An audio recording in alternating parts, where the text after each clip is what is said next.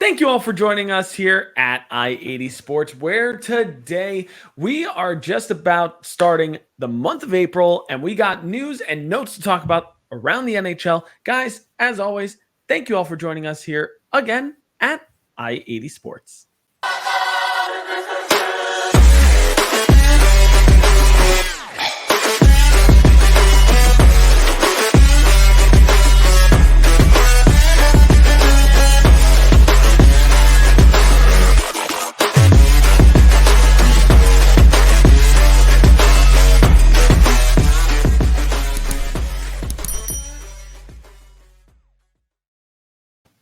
Thank you all for joining us here again at I-80 Sports. Make sure that if you're not subscribed already to our YouTube page, make sure that you hit subscribe, hit the bell notification, just like you saw in the intro itself, because, hey, you might be watching this video and you might not realize you're not actually subscribed to this channel. So do us all a favor, hit subscribe, hit the bell notification, so that way you know when we are going live and when new content is posted on YouTube. While you're here, drop a comment, drop a like down below. We'd love for you guys to join the conversation down below.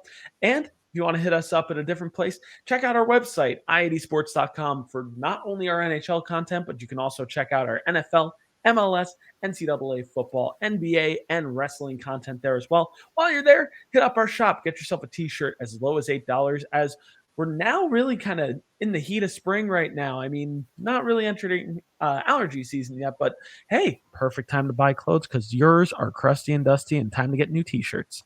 But if you're on Twitter, make sure you follow us down below at I80_SportsNHL. And if you're following us already, thank you guys so much because we greatly value all of your support.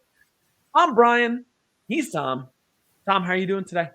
Doing well. And I guess after a lot of trade deadline hoopla, it's been a little bit of a quiet week, but still some terrible injuries, yes, but still some encouraging news that makes me very happy. So we'll just get right into it. Yeah, it's been an up and down week, certainly in the NHL. Some good news, some certainly bad news, but we're about to dive into that right now. So without further ado, it is time to hit up our traffic report. The I-80 Sports Traffic Report, where you can find all your news and notes from the week. So I'm sorry that we have to start on such a down note here, but I wanted to get this part out of the way first. We're going to start today's news with the unfortunate and untimely passing of Ottawa Senators owner Eugene Melnick at the age of 62. It was a very sudden passing to many in the NHL world because a lot of people didn't even know that he was sick with an illness, as it was announced in the statement of death by the Ottawa Senators.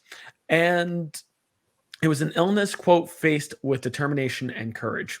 And the statement, although it did not explain the illness, it did, at least hint that it was quite a serious disease that Melnick was dealing with for quite some time.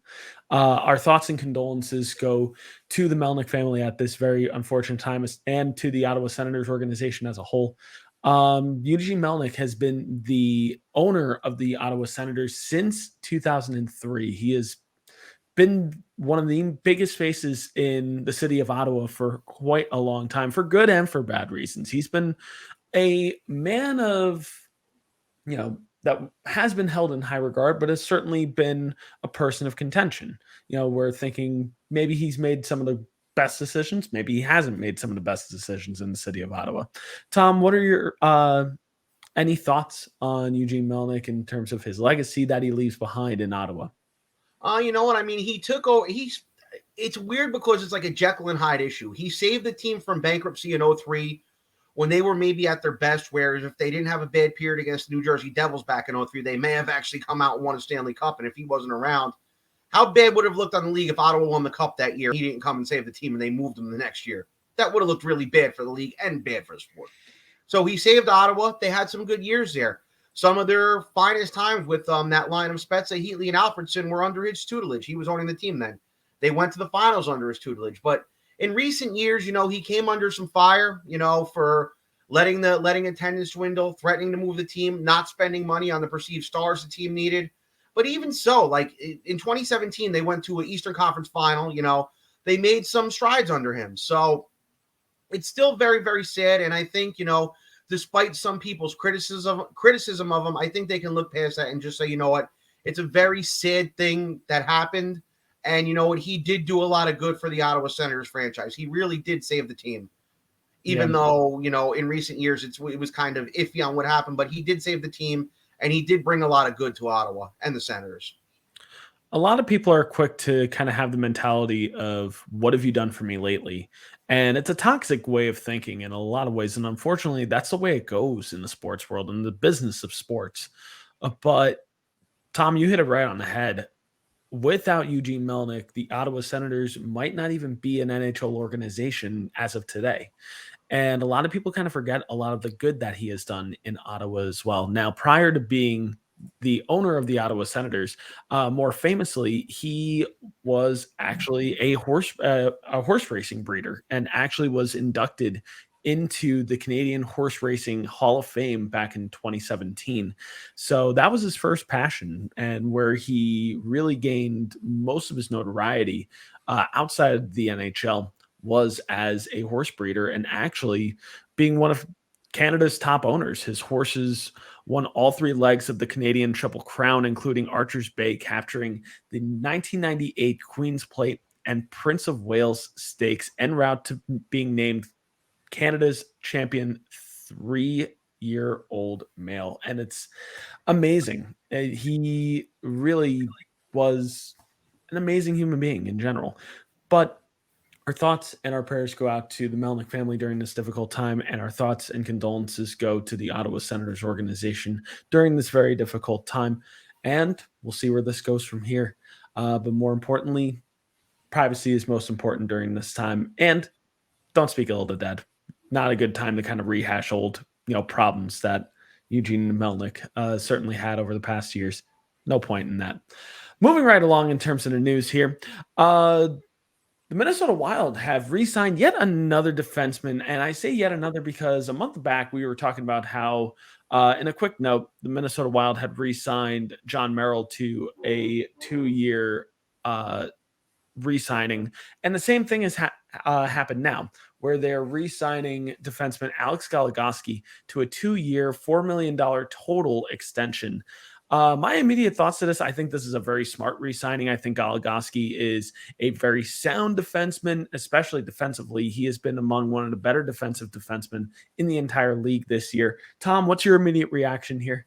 I think it's a good signing, but at the same time, Minnesota is going to be in cap hell very, very soon. So I guess a 2-year, $4 million extension, you're only paying him $2 million a year. He's a solid middle pair to lower pair guy. I guess I could agree with it. But I mean, right now, the future of the personnel on the Minnesota Wild, it's very, very, how do I put it? It's very uncertain. Bill Guerin's going to have to work a lot of magic in this offseason with this Wild team. But I just think right now he's just going for it, and he's just thinking playoffs, and let me just throw these guys out there and see what they can do. Yeah, it certainly seems like Bill Guerin is kind of thinking of the next few years of like, okay, this is our window, and then from there, not even just the next year, this spring, because after this spring, he's going to have a lot of creative thinking to do. This is insanely true, and we're just going to have to see where it goes. I mean, congratulations to Alex Goligoski on your payday, but see where it goes from here. We got a few injuries that we need to talk about here. First, the Arizona Coyotes leading scorer, Clayton Keller, has fractured his leg, and he's going to be out for the remainder of the year. His projected timeline to be back to his skating regimen is about 6 months. So we'll see what that means for the beginning of this upcoming NHL season for him. It might take him a little bit of time for him to get up to speed. He could potentially miss at least training camp action. We'll see about regular season action. Next, Toronto Maple Leafs goaltender Peter Marazzic is going to be out for the next 6 weeks. Much ado about nothing there. And then lastly, the Carolina Hurricane recently re-signed forward Jesperi Kotkaniemi is out for the foreseeable future after a very scary hit at the end of a game. And actually, I just want to delve into this one real quick because A lot of people are calling it a ridiculous hit to end the game against the Washington Capitals, where the Carolina Hurricane were up 6-1. Victory was all but sealed, but Jesperi Kotkaniemi was hit with 1.8 seconds left against Lars Eller, and it really overshadowed a really big win against a potential playoff matchup. And I don't know, there could be bad blood that could be coming from this. Tom, my question for you is, which of these three has the most impact for their team? You know what? Obviously, Keller, as terrible as it is, the Coyotes aren't making the playoffs. Coyotes are a young team. So maybe, just maybe, if they have another young player that they want to get out there and get some minutes to, it helps them out. Obviously he's going to be out until training camp, possibly longer, but it doesn't really hurt Phoenix. Marazzic, it's sort of a dicey situation because him and Jack Campbell have been splitting time. And now it really is on Jack Campbell to lead these Toronto Maple Leafs into the playoffs. It really is.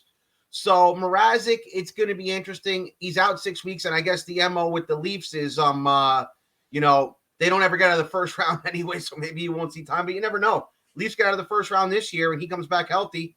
There you go. You got two, I'm not going to say superstar goalies, but you got two good goalies to choose from if you are to get out of that first round if you're the Toronto Maple Leafs. Jesperi Kotkaniemi, it's kind of that one. It hurts Carolina, yes. It hurts their depth, yes. But it doesn't end their season. They're still in first place. They're still winning games. They're still probably going to win the division. Granted, he's out. It leaves a little bit of a hole on that third line. Not that, second or third line. No doubt about it. But it's not something like, say, what was happening with Nathan MacKinnon recently, where he went down the other night and they said he was going to be out of the foreseeable future and he's going to play tonight. I don't think it's a Nathan MacKinnon out for the Colorado Avalanche along with Gabriel Landeskog, type of situation. It's bad, but I don't think it's going to end the Carolina Hurricane season either, is what I'm saying. No, and I think no matter what, any of the three injuries that we're discussing here are certainly not season enders. They're not make or break, really, in any way, shape, or form. But I can't help but feel like Jesperi Kotkaniemi's injury will have some form of impact on the Carolina Hurricane. He's been a reliable player on that fourth line for the Carolina Hurricane and averaging just about 12 minutes of ice time this year. He's capitalized on it, 26 points in 63 games. Respectable for a fourth line player, to be quite honest, in my honest opinion.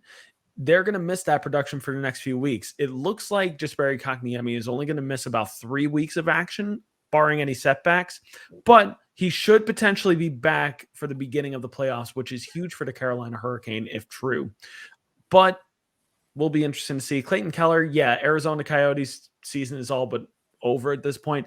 The impact that it could have is on the beginning of the season for the Arizona Coyotes, and that's going to be interesting to see, just to see how he rehabs from this injury. A fractured leg is no joke for a hockey player because, just thinking about the pure mechanics of skating, you need both your legs.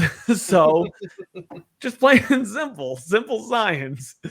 You've never had one-legged hockey players, but it was a bad injury. If you got the chance to see the clip, it was an ugly injury for Clayton Keller. But barring any setbacks, he could be ready for the beginning of the upcoming NHL season, which would be great for Arizona, especially if they want to try to hit the ground running at the start of this upcoming season in their new college stadium. And for Peter Marazzic, I'm sorry, I can't stop roasting. And then in Peter Mrazic's case, he's had a very up and down year. He's been on, he hasn't been getting consistent starting time just with Jack Campbell and net for the Toronto Maple Leafs. But Peter Marazzic kind of provides as a safety net for the Toronto Maple Leafs. So to see him kind of go down, especially when Toronto is in desperate need for goaltending help, not a good situation. It's not a very good situation. So also, it looks like I needed to change Tom here real quick because he might have froze. So no, I'm back. There he is. This is what having two laptops does now. So now I'm back.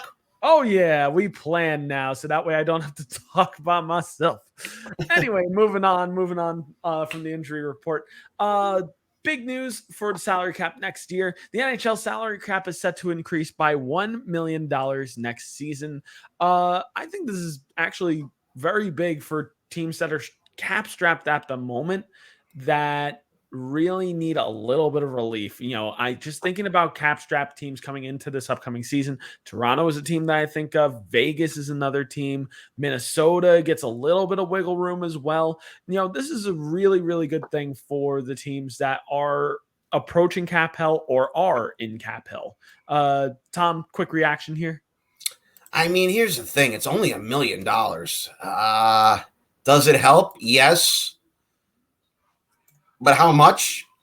I mean, it may relieve something small, but I don't think it's going to help with anybody using cap hell like the aforementioned Toronto Maple Leafs, Vegas Golden Knights, or Minnesota Wild. It's going to help a little bit, but it's still not going to change things drastically either.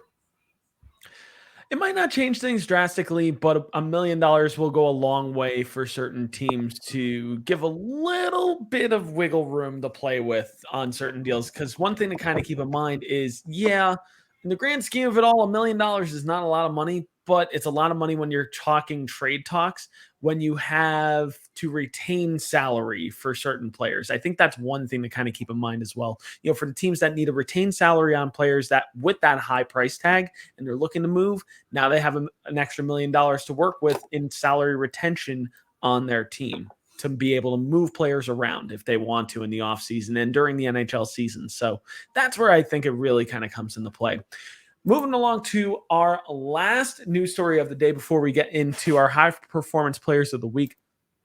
Commissioner Gary Bettman held a general managers meeting to discuss a few important matters. The salary cap was one of the things that they met to talk about.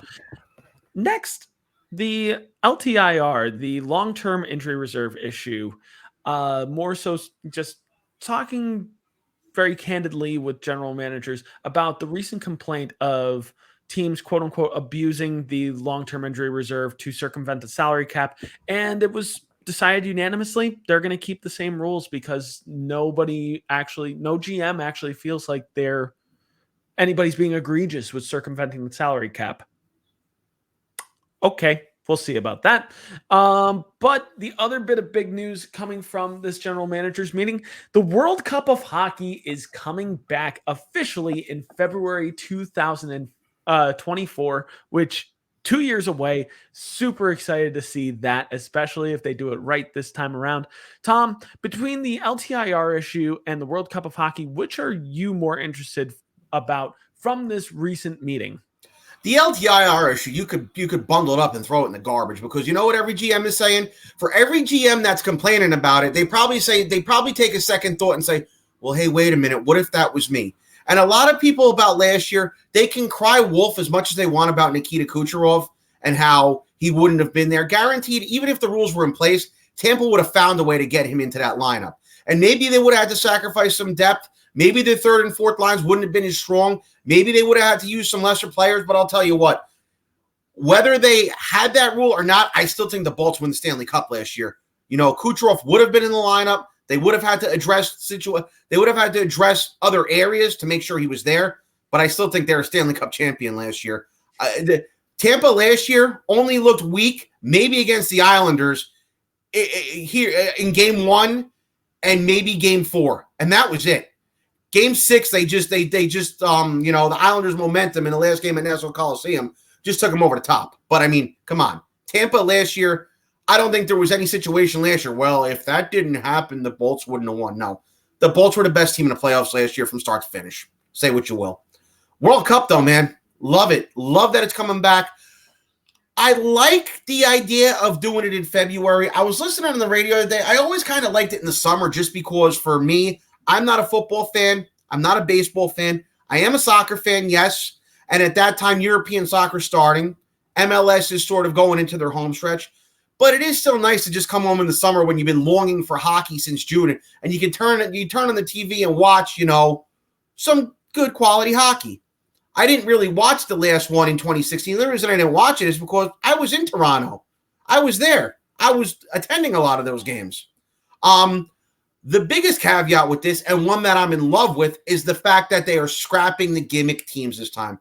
There will be no U23 team. There will be no Team Europe. It will be 8 nations competing. We don't know which ones yet. We don't know with the political turmoil with Russia, whether they will be allowed to compete.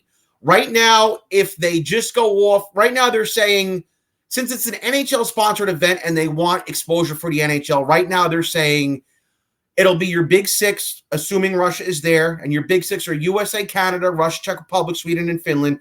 And then normally, traditionally, your last 2 teams have been Slovakia and Germany. Reason being, those were the 2 countries with the most NHL, with the most other, 2 other countries with the most NHLers. This time it's looking like Germany is going to get moved out for Switzerland. So it depends with that. And also depends what happens with Russia. But it's nice that they're going to have it in the wintertime, middle of winter. They're going to break for 2 weeks like they do with the Olympics. Rumor has it, and right now, it's nothing is set in stone. They are going to want to do it in 2 different cities this time. When they initially did the tournament in 96 and in 04, I had a North American pool and a European pool, and the European teams played in Europe. They're going to probably do it in 2 cities, 2 North American cities. A lot of people are hinting at maybe doing it in Vegas.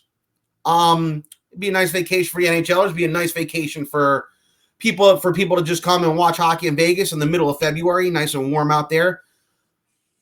I can't see them not doing it in a city like Toronto or Montreal. The tournament is still very much Canadian biased. It's a big thing in Canada. Their best players are playing. I cannot see this tournament being based solely in the United States. I can't see it. Team Canada is going to need to play games in Canada, whether it be Toronto, Montreal, Winnipeg, Vancouver, doesn't matter. The other thing about it is you can say what you will about Vegas, yes, but I feel like in Vegas, if the U.S. is going to play in Vegas, it's going to be a catch-22 situation, and here's why. You can't put the U.S. team primetime in Vegas at 9 o'clock at night and expect to get ratings on the East Coast. But then the other caveat is the people in Vegas who work out there in Nevada, you're going to have U.S. games at 5 o'clock at night on a Wednesday in the middle of February. That's going to be another problem. But right now, it's all rumored. It's all rumored. The format's not set in stone. I personally think if they could pull it off, they should do it in multiple cities. But I guess the problem with the wintertime in multiple cities are you have NBA, you have a lot of other college basketball, you have a lot of concerts, a lot of other issues. A lot of times with these arenas in September, you don't really have much you're competing with. The solid concert here and there, maybe like a Disney on Ice or something. But the thing that made it work in September where you could do it in multiple arenas was that you just didn't have a lot of other events conflicting with it. So I'm curious to see how they do it. I'm curious to see who's going to go where. I'm curious to see how the playoff format will work. Will they do 4 teams? Will they do like they did the last one? Will all 8 teams make it like they did in 2004, which is, in my opinion, is kind of counterproductive. I don't know why you play 3 games to play a playoff game. Or will they do what they did in 96 where the 2 pool winners get a bye? They have a play-in game with the remaining 4. Then they have the semifinal and then a best-of-3 final. I'm curious to see maybe they'll do it that way this time.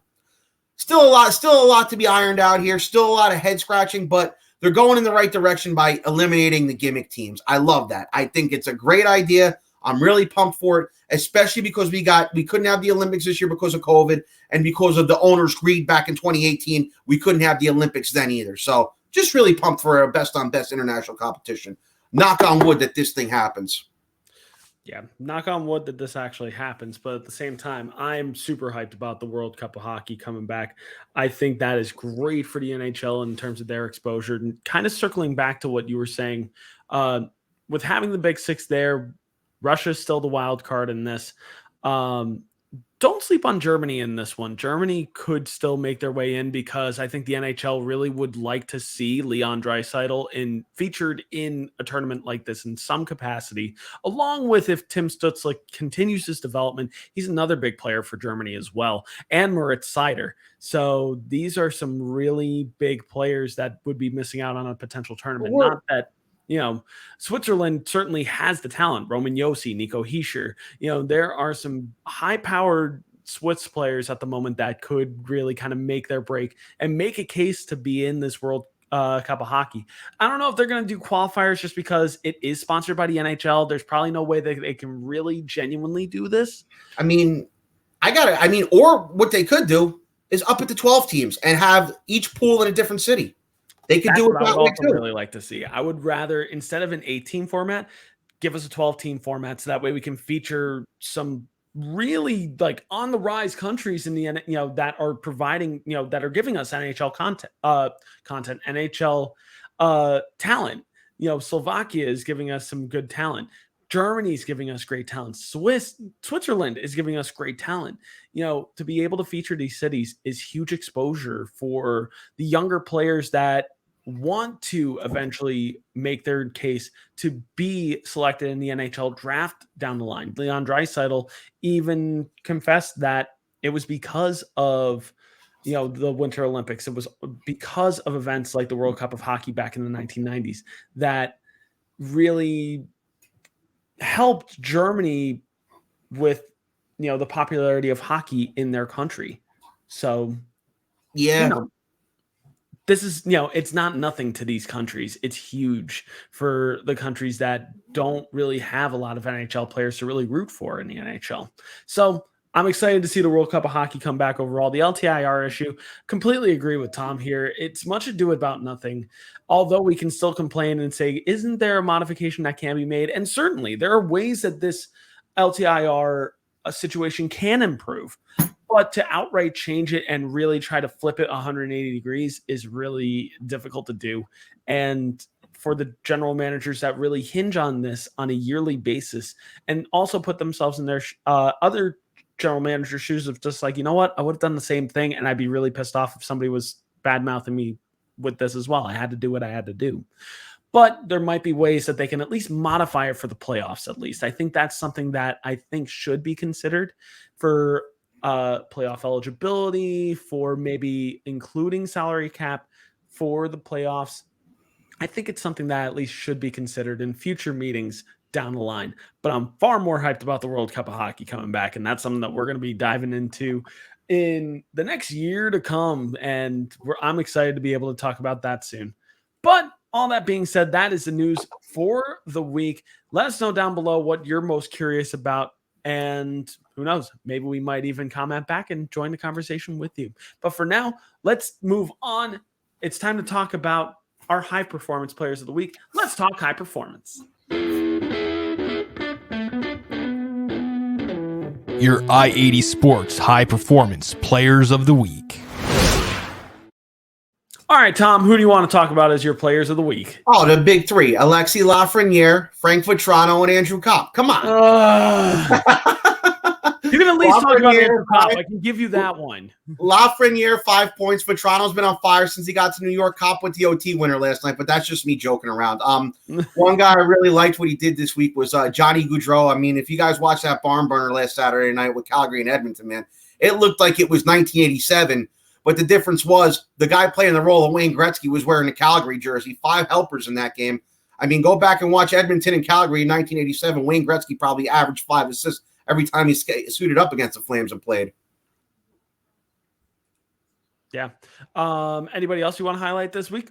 No, I think that's it right now. It was. To tell you the truth, even though I was joking about those three, I really like what they're doing. I don't mean to be a homer, but I'm just saying I like what they're doing. And like I said, I love what Gaudreau did. I guess another guy to tip the cap to is Cam Talbot, which makes this Marc-Andre Fleury deal even more of a freaking head scratcher to me.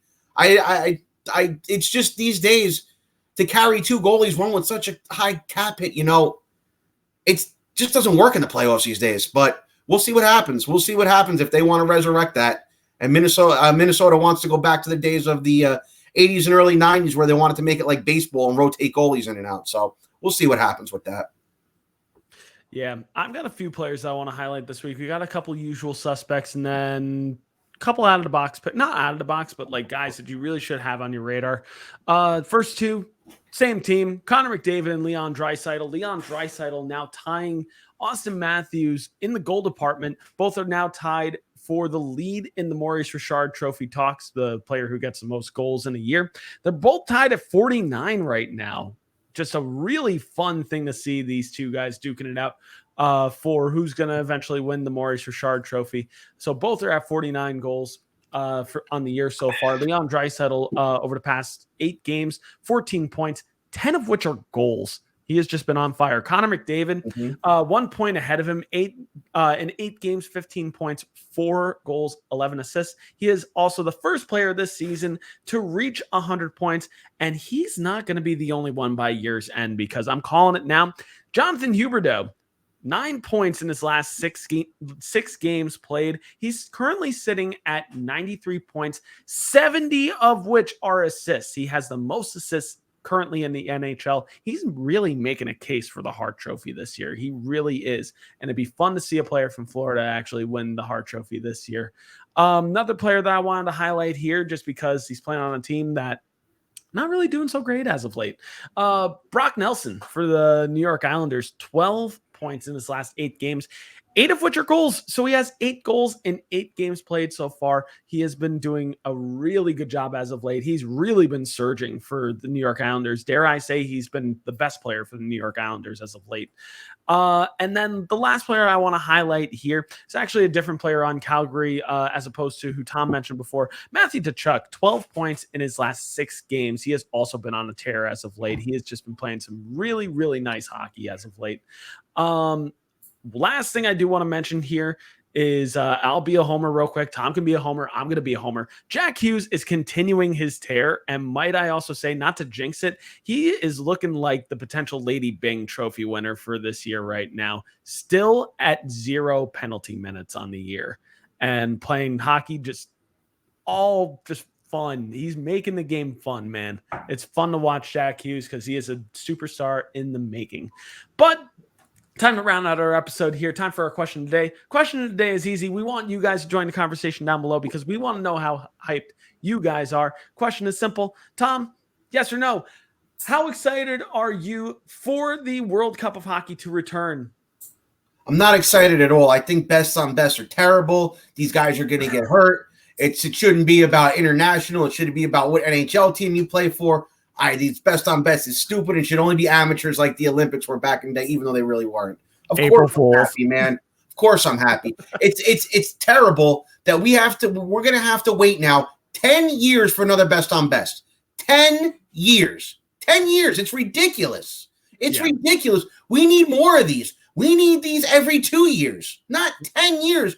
This World Cup, they need to be more consistent with it. It's because lately it seems like it's just, whenever we feel like having one, we'll do it. Yeah, we went 8 years between the first 2. We went 12 years between the second 2.